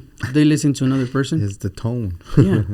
For whatever reason, 10 people could tell you the same thing, and for whatever reason, I don't know, something about this particular certain, this particular being, this particular person, the tone, whatever they said, I'm like, oh, I get him. Okay. And the number one guy's like, bro, I was telling you the same thing. I'm like, sure, but I like the way he said it. Yeah. Kind of like that. So they honestly never saw it from me. I guess, I don't know. I honestly, I don't have I think it's maybe because you're their kid, right? So they don't see you as like... what are you going to teach me? That, and we're so primal to where we want somebody with a tie that looks professional to be able to listen to, because he probably has something smart to say instead of his kid, that they seen him since you were little, so they can kind of sort of see you with those eyes type of thing, you know? Yeah, maybe. And another thing that I noticed, he was like a Mexican thing, como like I don't know if you heard, but like in Mexico, they say that a lot of people are struggling to kind of change their ways because they have this like el que no tranza no avanza. You heard that before? Yeah. See. And you always try to do something, and I don't know why, but when something seems illegal, people want to do it rather than do things right. Yeah. So it is a culture thing in La Ciudad de Mexico. Yeah. So I remember this perfectly. One time somebody came and offered us like a POS system. And I was like, no, we're good. But my dad started listening because that guy was like, yeah, you know, and what you can do with the system, you can delete the cash transactions so that you can report less, this and that. I was like, no, thank you. I'm not interested. Don't mess with the IRS, bro. They come take your whole business. And my dad was like, yeah, we should do it. And why are you always trying to do things right? You see, you'll be paying all this money. And he would actually thought that the sales taxes that I was paying every month, it was like the taxes. So when he was at the end of the year, like, okay, Dad, it's time to do the taxes. We have to pay this much. He's like, what about all the money that we be paying? It's like, yeah, that's not our money. That's the sales tax. So I even implemented like different services. There's one that I really like, that they would like withdraw every day, just take away the sales tax without even being part of your bank account, and they would do your sales tax for you. You know, so I always had that implemented automatically. I was like, nope, I don't want to mess with that. Because believe it or not, it hurts because a lot of people have their sales tax all together. And then when it's time to pay, you think you have $10,000, but it's like, oh, no. That's where they get in trouble. Yeah. A lot of the businesses get in trouble for the same reason they don't put the things to the side. For the taxes are going to be coming that eventually you're going to have to take care of, whether you want it or not. And my parents always saw that kind of like I was over-controlling it when I was really just... So is that kind of sort of what caused the downfall and you stepping away? Well, the first time that I stepped away was that. Because there was a time where I stepped away. And, I mean, we were having sales for like 65. I think the most that we had was like $68,000 in a month. Wow. I felt... I remember there was... You know, Facebook always remembers things that you posted. You know, memories. Yeah. But I remember very prideful. I was like, man, you know, guys, Doña Yaki is going to be a nationwide brand. Because we even got the invitation to sell our aguas frescas in gallons in H-E-B. Like, we got to that point where we got that offer. But we never took action to it. Because all I asked for my parents was like, hey, I'm going to step away for a little bit just so that I can take care of the labeling, the permits, and everything that we need so that we can get that door. And they had this mentality that if I wasn't in the business, I wasn't working. And I wasn't going to get paid. And I was like, no, but I need the money. You know, like, you still need to pay me because we're going to do something for the business. It's like, no, like, you got to stay here. Te veo trabajando, exactly. No estás trabajando. So, I don't know. One day I just decided, you know what, it's not working out. Stepped away for a little bit, 3 months. Me and my wife went and did like a cleaning business. And we were actually doing good. Like, one thing about me is like, anything that I wanted to do, I would, you know, just, of course, as any business, you would struggle, but it would work out. But what brought me back, it was, I still had access to the Instagram, the POS. No, the financial. And I remember their sales dropping to the point that by the third month, they only sold $18,000 in 1 month. And it was a huge hit for me. I was like, dude, we went like at 65, 68, 55. You know, we were like jumping back and up between, I think the lowest we went, it was like 48. And, you know, it was just kind of like that drop all the way back to 18 on the restaurant. I think that was how much we were selling at the little one. So for that location, that was like horrible. Yeah. So I even did a little video about that where I was trying to like help them. Because I've always been, not, people say I like to expose my family. It's not about exposing. It's just like I like to record or the progress, you know, document. I'm sorry, that's the word I was looking for. Document everything that I do. So I made a document, you know, trying to save Doña Yaki, this and that, and I came up with the idea of getting a couple of loans and buy part of the restaurant so that they can focus on what they're really good at, which is the fruteria and the aguas and all that. And I will come in with my own little concept. So at that time we had Doña Yaki and something that I called El Quechido. I came in And shout out to my wife, because she's always been like with me on everything. You know, like she wouldn't say no. I was like, we're gonna do the cleaning business. Yeah, okay, let's do it. We're gonna go back and we're gonna do el que chido. All right, you know, let's do it. Como dice la canción, la del proceso no se cambia. Mm-hmm. That's what, yeah. So when we came back for el que chido, it was kind of like my own little business, right? So you would walk into the Yaki and there was like 2 different businesses. So like a ghost kitchen kind of deal. You had your own thing. They were doing their own thing. Right. Separate POS. And, yeah. Okay. Everything. But I was still, even though when we came back, I bought them part of the kitchen. I would look at the numbers together so that I could kind of see, you know, compare it. So our first month we went from 18 that they did to 35. Mm-hmm. And then 47. And then I think we got kind of stuck like in 48 again the third month. And unfortunately, that only lasted 4 months. I'll tell you a little bit better. I mean, unfortunately, the sales weren't a problem.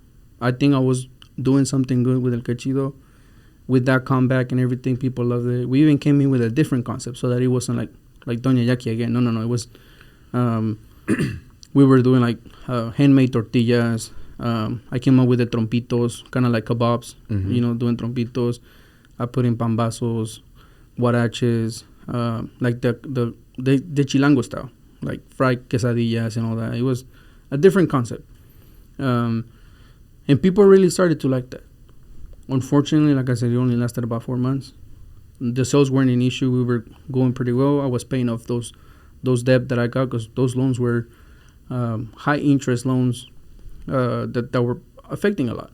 Yeah. And I was moving forward, but I always look at those loans like, it's okay, you know, the money keeps coming in, the cash flow, we can pay that. There's no profit right now, but at least we're making money, salario, whatnot. And then one day it was kind of like a slow day. I remember my sister tells my wife, hey, can you charge my phone? And you know, when especially when you don't have nothing to lock it, you plug it in and it turns on and a notification comes in. That was the message that until this day I tell people broke me apart. My wife was the one that saw it, but it was kind of like a connection. Like when her expression of seeing that message, I got like an alert in my heart, like something's wrong. And I looked at her and she turned completely like white. I go and I was like, what's wrong? You okay? Like, did you say something wrong? It's like, go to the restroom and read this. I'm like, okay. I go. I open the message. And it was a message from my sister's husband. Very... Explicit. Mm-hmm. Towards a video that she sent that morning or that night of her and my little sister dancing topless. And he got that message. I didn't know what to do, man. I was like, do I go and beat his ass? Or, do, you know, like, I didn't know what to do. So I confronted her. That was the only thing that I saw, right? And I confronted her, and she didn't know what to tell me.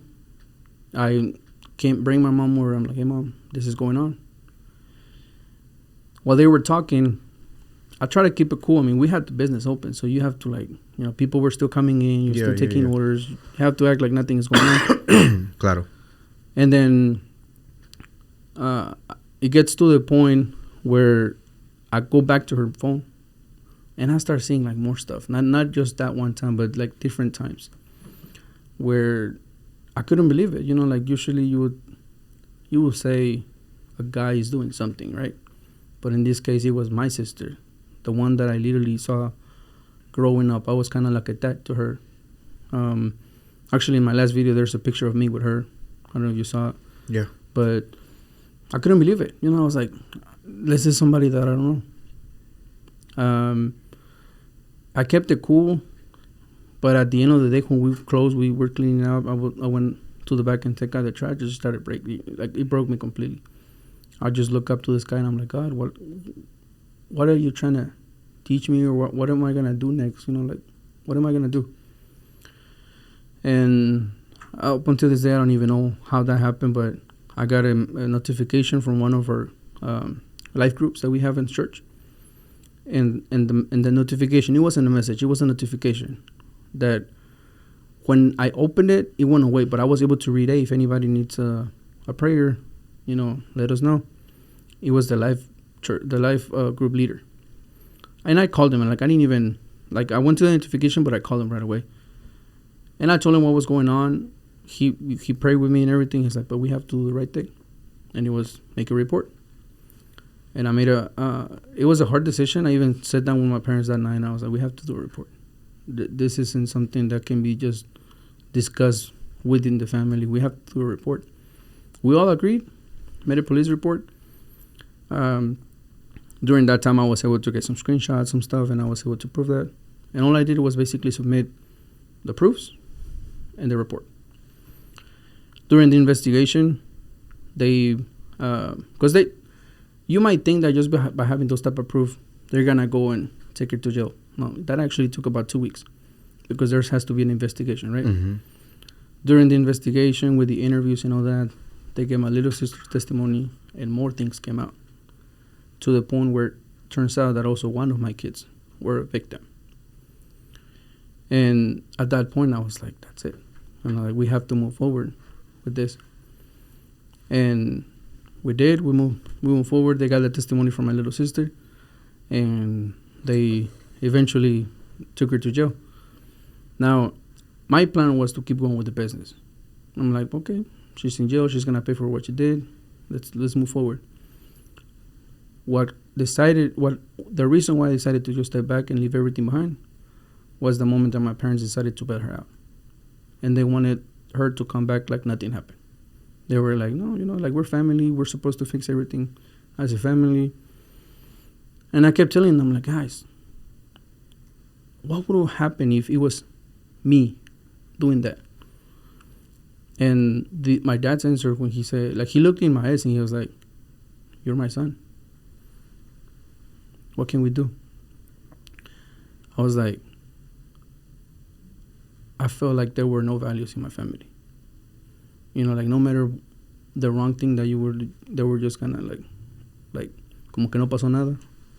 Did you kind of sort of see why it's like that in the family? Not just your family in general.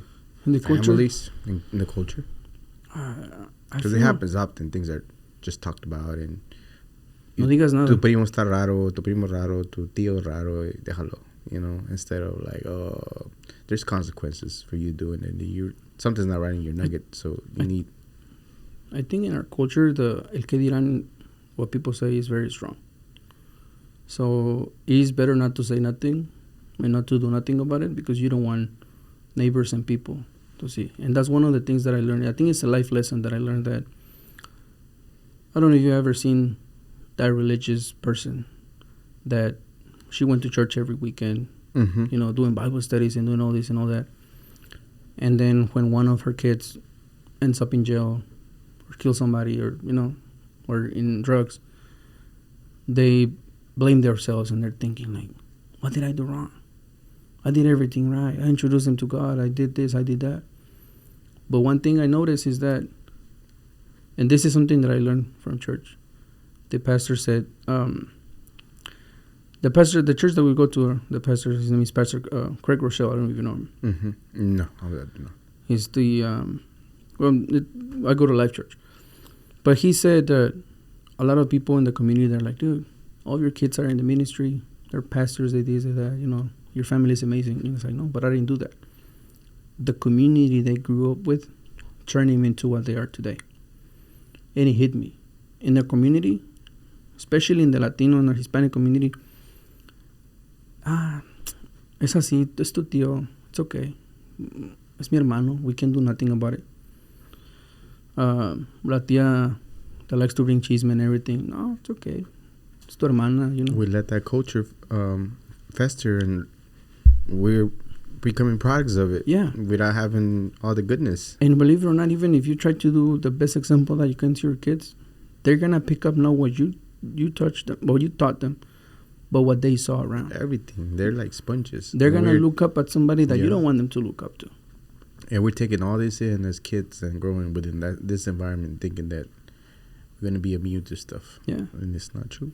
And it messes up generations after generations because you keep letting everything just pass by. Like, no pasó nada. We don't clean it up. We don't get no mental help or go to somebody that can counseling, something like that can help us to better us. And we just keep going for the next generation and the next generation until hopefully you're the change because you know what changes to be able to push forward. You know? I decided, it was hard. I'm not going to lie. It was, at the end of the day, I was kind of... You know how they say que el árbol familiar también se poda? You say that, like, you trim the family tree. I feel like what I did, I didn't just trim it. I just cut my own little rama, my own little part, and plant it somewhere else. Like, I want my kids to grow up different, in a different community. I might say it sounds like I'm overprotecting them, but I see the importance of letting your kids grow up into environments where, está bien, no pasa nada, don't say nothing. Mm-hmm. And at this point, I'm proud of what we're doing with my kids. It's been hard, but at the end of the day, I tell them, it's like, it's okay, well, but I miss Lila, I miss Güero. It's like, it's okay, guys. Like, So you stay away distance from the you don't interact at all? I tried to reconnect a little bit last year, but the thing that just completely said no, it was just the fact that they were literally just trying to pretend like nothing happened, even letting the guy, my sister's husband, like around with the kids with my sister and all that. I was like, I can't. I'm sorry. I'm not gonna tolerate that. And the last video that I did, it was because people kept tagging me. Like, people started to know me because of my videos. And they're like, dude, isn't yours your sister? And I had to come up. I was like, yeah, that's my sister. This is what happened. Thankfully, she's locked up right now.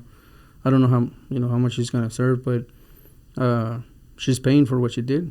Hopefully, she sees what's going on. Unfortunately, my parents, they see me as the disgrace of the family because of what I did. Because they've always been the type of... growing up, I'm 33 years old, and I've never heard any of my parents saying I'm sorry for something. There's always somebody to blame.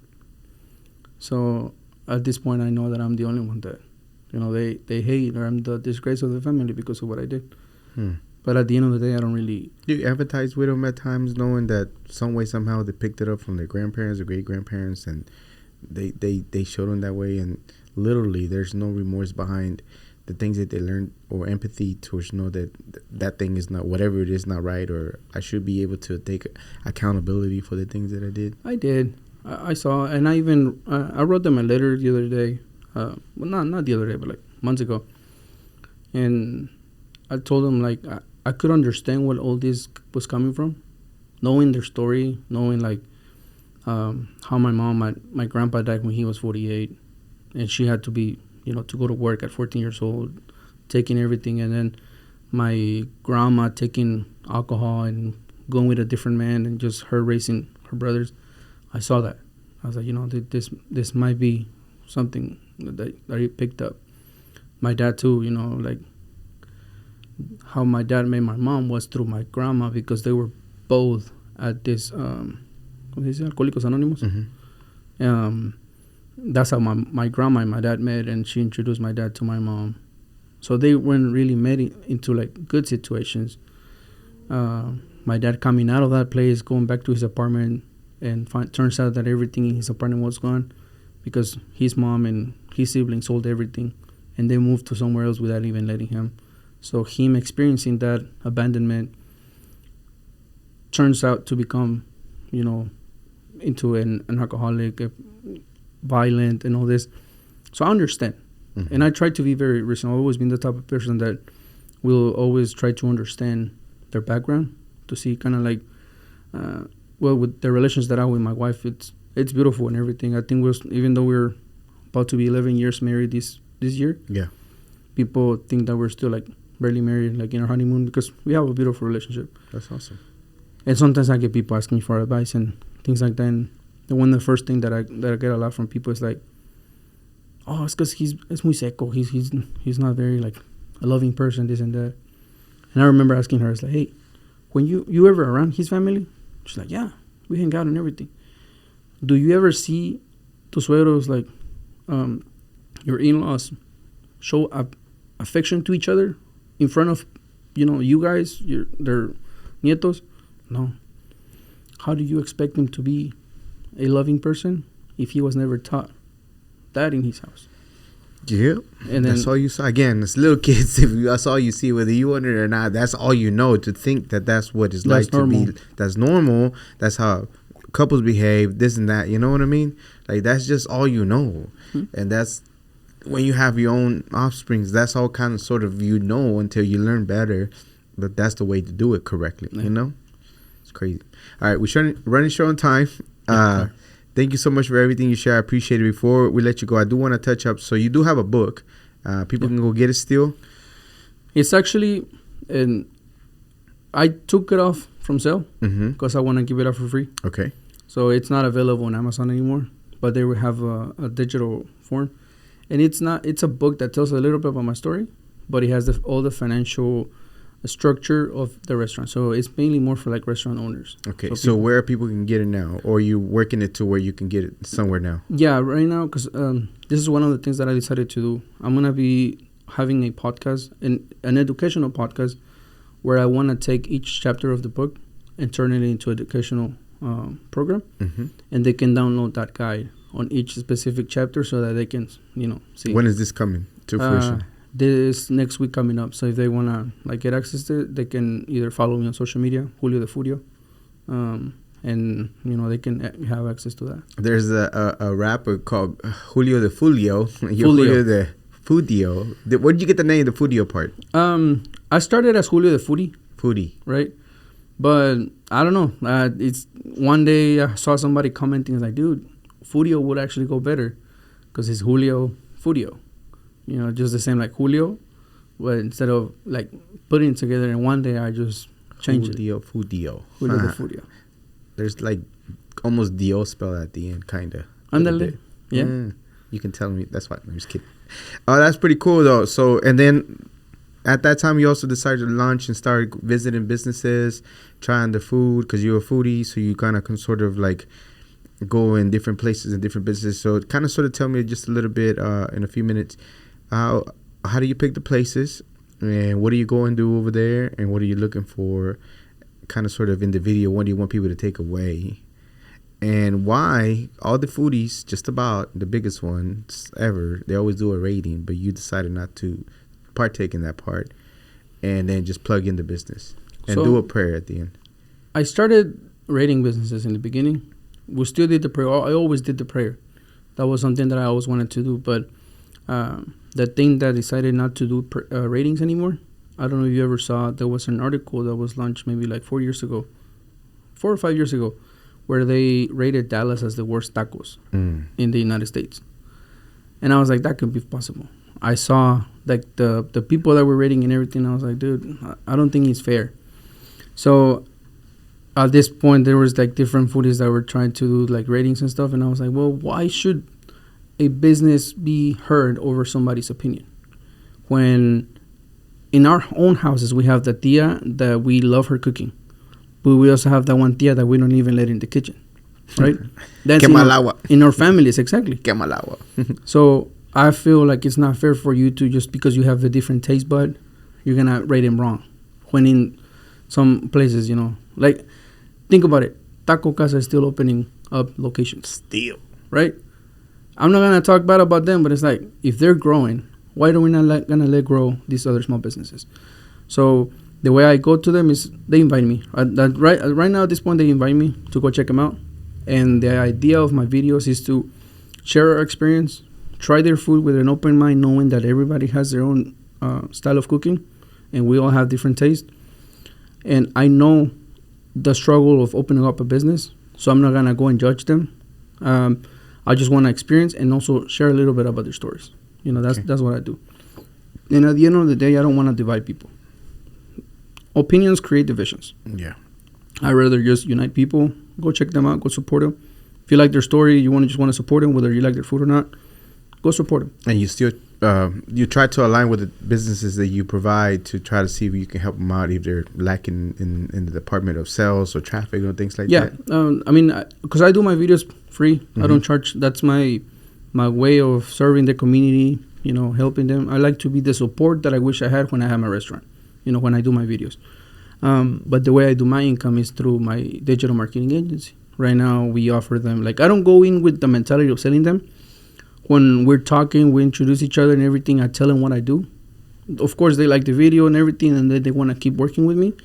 So I offer them, like, social media management. I build them their website. We're doing this online delivery service where we were able to take away the commission. A lot of businesses that are doing deliveries with, like, the different providers, they're paying, like, 30% commission. We were able to figure out a system where we continue to use those drivers. We let the customers pay for the delivery, and the restaurant gets to keep 100% of their profits. Yeah, because those Lyft and Uber Eats can get up there as far as fees they charge you. My cousin, month of April, she sold about $15,000 in DoorDash, and she only got deposited $10,900. They keeping 30%, you know, of everything that and it's unfortunate. Yeah. So I try to have something where I can help them out through that, and I also provide SEO services, which helps them increase their sales online. And the prayer, why did you thought it was important for you to do it and document it? A prayer changed my life. A powerful prayer for my wife make me flip my life to 180 degrees, or actually 360 degrees. But I feel like a prayer can be very powerful. And when it comes from the heart, every business that we go is not just for show, it's not just for, you know, documentation, is an encouragement for people to do that. Because we don't know what's behind a smile. I've been in that situation where I'm smiling and being happy, but in the back just really want to cry because we just got in an argument, we just had something going on, you're feeling stressed. We never know what's happening behind that smile of when you go to a small business owner. Right. So I know sometimes a prayer can help. Yeah. I know sometimes you entertain the comments, and I think, you know, when people are like questioning, are you charging for these videos, blah, blah, blah, blah, blah. And I'm like, you know, for me, I don't care if anybody tells me. Like, when you're just wasting your breath, bro, don't matter to me. But, you know, it's important for you to be able to show transparency that these videos are not charged, and people do want to pay you sometimes or pay for the meal. Your intention is to go try because you got invited, pay for everything they experienced, and kind of sort of talk a little bit about the cuisine, and that's that. And if anything else flourishes from that, that's just what you do for a living now, you know, if the opportunity presents itself, right? Exactly. Awesome. Before I let you go, all your social, one last thing. The nonprofit that you tie yourself to, that you help on the website. So Foodies Forward is the website. A community you've been building. It's a website that has a different, it's kind of like a social media, like a Reddit and I forget what you call it, that's together to introduce restaurant owners and different people that can find places to eat. Tell me a little bit about that. And then the nonprofit that kind of helps delivering food to senior citizens. So that Foodies Forward platform, it's a community that I'm building where it basically connects small family-owned businesses with foodies. The foodies have the opportunity to build a list of their favorite places or businesses that they visit, and you can showcase them on your profile. Nice. And for the restaurants, it's a platform where they can get reviews, but it also helps them filter out the bad and the good reviews. The reason why I said it's between Yelp and Reddit is because it works just like Yelp. You know, you leave reviews, this and that, but every review opens up a conversation, allowing outsiders, customers that being in that business also put in their opinion under that review. If a review was very exaggerated, somebody can go in and be like, dude, you probably had a bad day. I go here every day. You know, this is not like that every day. And then when the system allows reviewers to, like, let's say, if they want to leave a 3-star and under, it pops up an apology, kind of like, you remember texting through, I don't know if you use Snapchat, but if you wanted to cut somebody out, Snapchat will pop up. Are you sure you want to do that? Are you sure you want to do that? Yeah. I did that in that platform where when people want to leave a bad review, it's like, hey, I'm sorry, do you want to talk to the owner directly and maybe you guys can get into an agreement? I did that automatically so that it stops. Because a lot of times you're mad. They took too long to your food. They mess it up or whatever. So you want to, like, burn them, right? So if you have that opportunity to, like, okay, let me tell the owner. Let me, peace of my mind what's going on.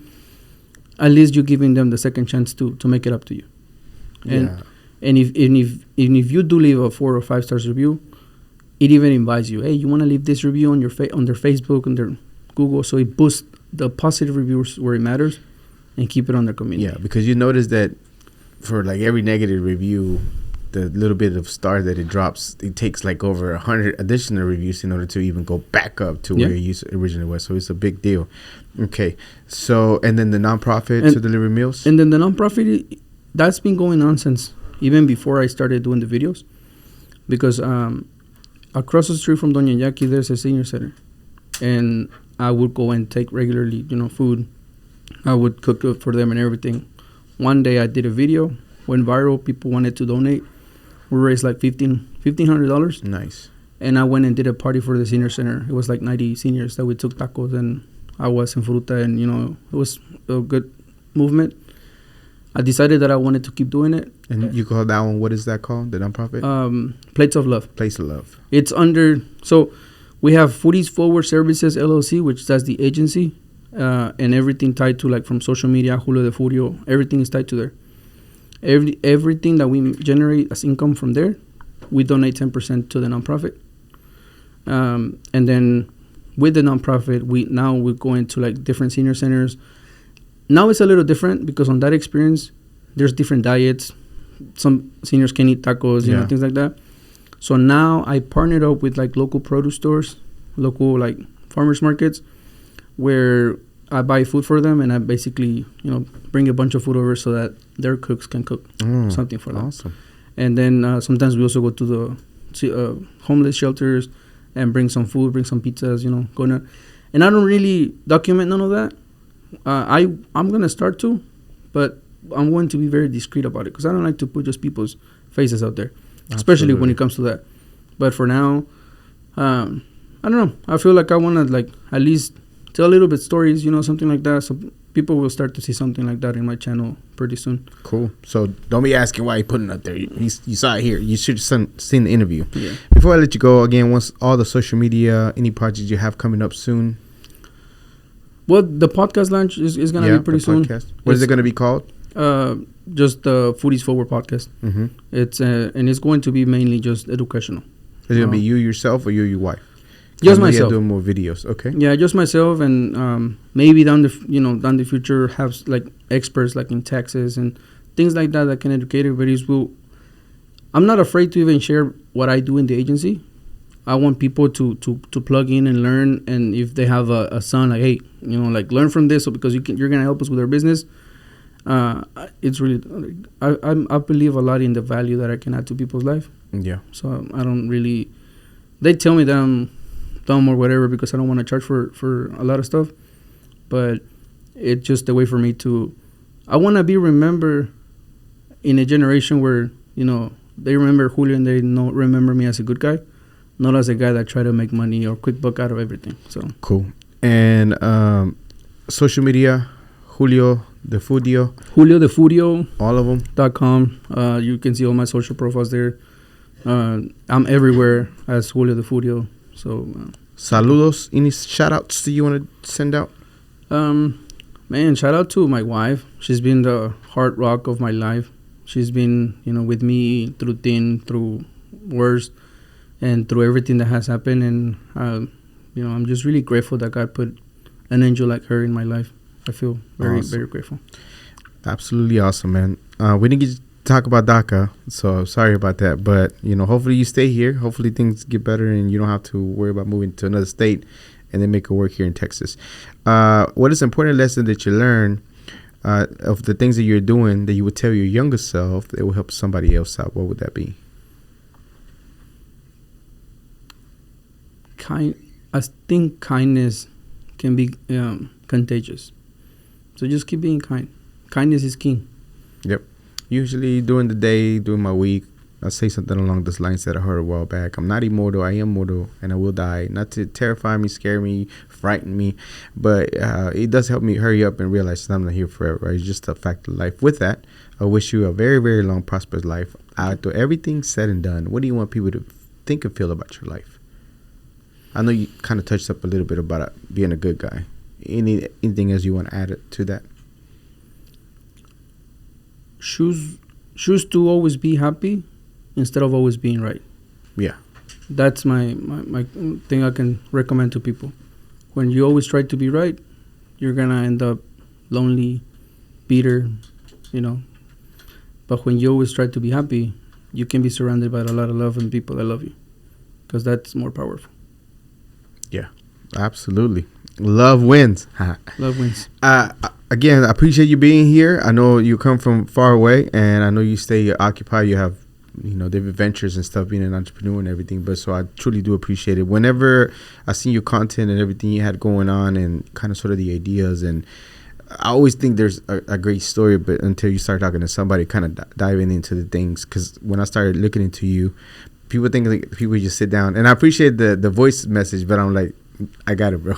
Like, I already looked into everything before. By the time you gave me the message, I already kind of sort of was aligning the things that I needed to, how the idea of how I wanted it to go. Right. But I knew eventually it gets out of my hands as far as what we want to talk about, because, it's whatever you're feeling. So I just got to kind of sort of steer it that way. So, you know what I mean? Sorry I took so much of the time. Not at all. It was great stuff. And I appreciate you sharing, being vulnerable in regards to what happened to you. And now that you're doing much better and the work you continue to do, I mean, definitely without a doubt, you are a global manufacturer. So thank you so much for being here. Man, it's an honor. Thank you. I've been following your channel for the past year, and being here is actually like really exciting, and to finally meet you in person, it's an honor. On a huge studio, about 10 stories long. It's actually pretty big, guys. It's huge, man. Thank you so much for being here once again. Remember to subscribe to the channel. You got nothing to lose and tons to gain, like this amazing story. And remember, we are just like you. We are people. We are the spice in this melting pot that it is the world. Till next time.